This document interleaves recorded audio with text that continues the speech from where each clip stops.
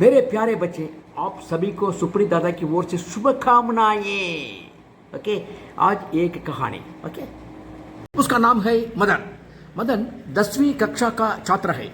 पढ़ाई की परवाह किए बिना क्लास में बातें करना और टीचर की बात सुने बिना उसे छेड़ना उसका किरदार है।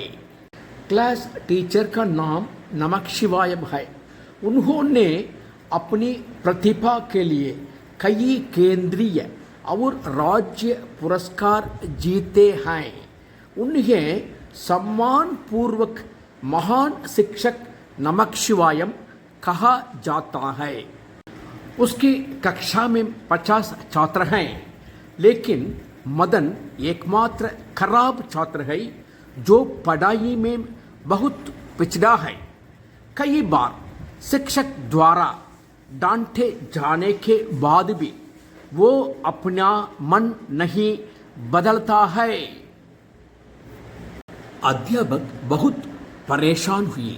उन्हें इस बात का अफसोस था कि उनके एक छात्र का भविष्य संदिग्ध था और निर्णय लेकर वे उस छात्र के पिता से मिलने गए।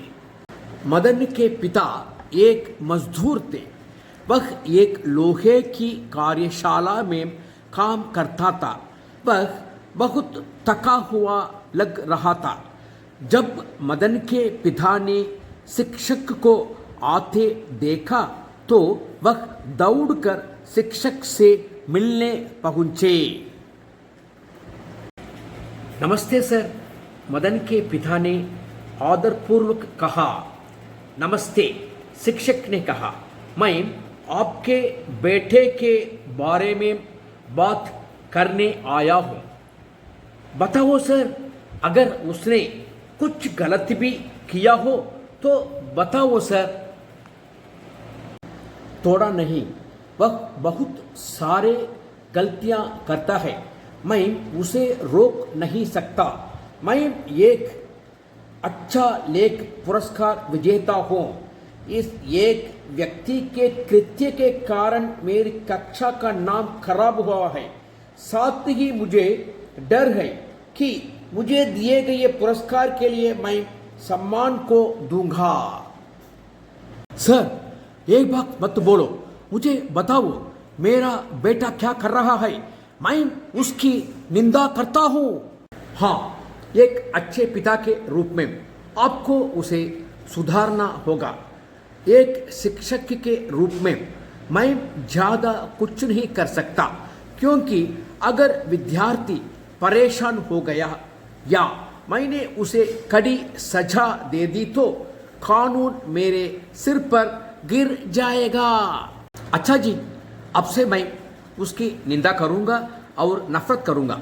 वह मेरा इकलौता बेटा है, इसलिए मैंने अपने बेटे को बहुत प्यार से पाला। अब आपको ही नहीं, आपके वर्ग को भी नुकसान होगा। वह रोते हुए बोला, मैं अपने बेटे के लिए आपसे माफी मांगता हूँ। बड़े शब्द न कहें। आपको अपने बेटे की भलाई की पूरी जिम्मेदारी लेनी होगी। मैं यही कहने आया था। अब मुझ पर भी बोझ कम है, तो क्या मैं आऊं? टीचर वहां से चले गए। दिन बीतते गए। शिक्षक ने मदन की गतिविधियों में एक बड़ा बदलाव देखा। अब वह कक्षा में किसी से बात नहीं करता। वह समय पर स्कूल आता है। सबसे महत्वपूर्ण बात यह है कि 50वीं स्थान पर रखने वाला व्यक्ति अब तीसरे स्थान पर पहुंच गया है और गौरव बढ़ाया है। अध्यापक की खुशी का ठिकाना नहीं था। वह मदन के पिता से भी मिलने गए। नमस्ते, मैंने कभी सपने में भी नहीं सोचा था कि आपका बेटा इतना अच्छा छात्रा बनेगा। उसे कैसे बदल दिया? शिक्षक ने उत्सुकता से पूछा कि क्या वह कोई कारण बता सकता है? नमस्कार शिक्षक महोदय, मेरे बेटे का मन बदलने का पूरा कारण मेरा बॉस है। जी श्रीमान, उस दिन जब मेरे बॉस ने तुम्हें मुझसे बात करने हुए देखा और मैं रो रही थी तो उन्होंने मुझे बुलाया और कारण पूछा। मैंने आपको पूरी जानकारी बताई। तुरंत वह गाड़ी से मेरी कुटिया तक भी गया और मेरे बेटे को भी ले आया।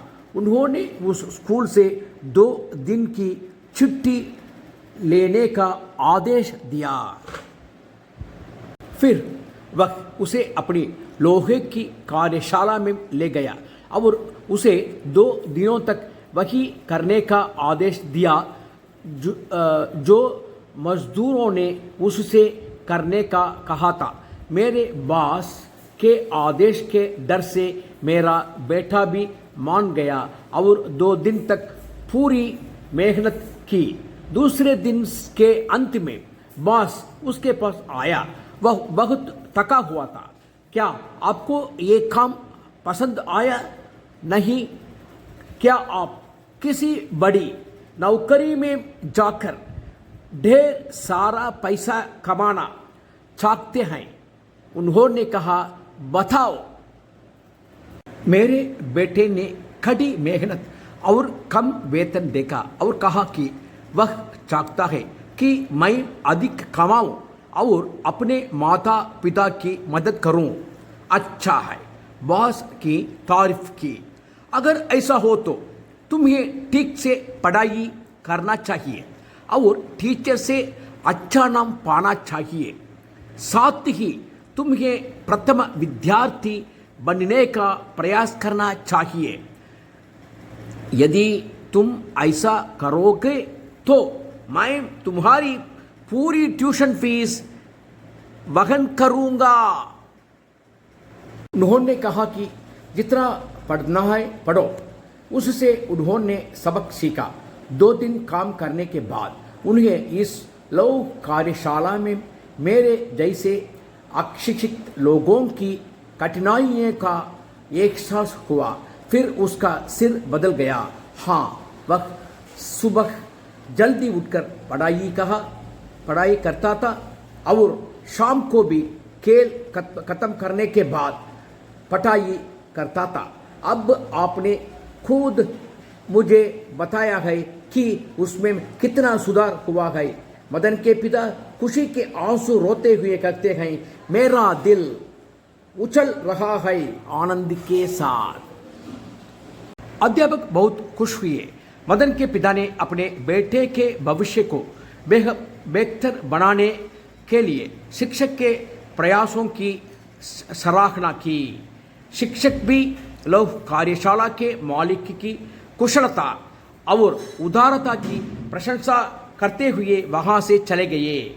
नाबालिगों बड़ी खड़ी मेहनत का प्रतिफल सफलता के साथ मिलता है।